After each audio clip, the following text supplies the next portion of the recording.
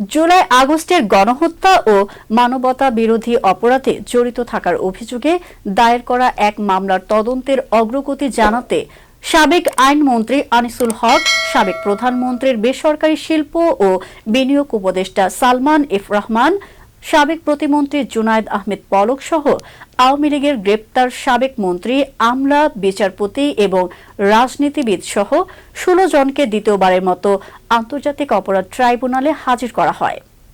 মঙ্গলবার সকাল ১০টায় প্রিজন ভ্যানে করে তাদের ট্রাইব্যুনালে আনা হয়।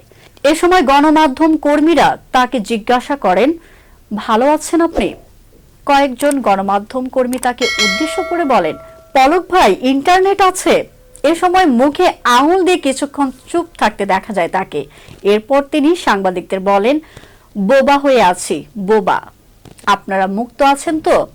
আপনারা ভালো আছেন, আপনারা ভালো থাকলেই ভালো।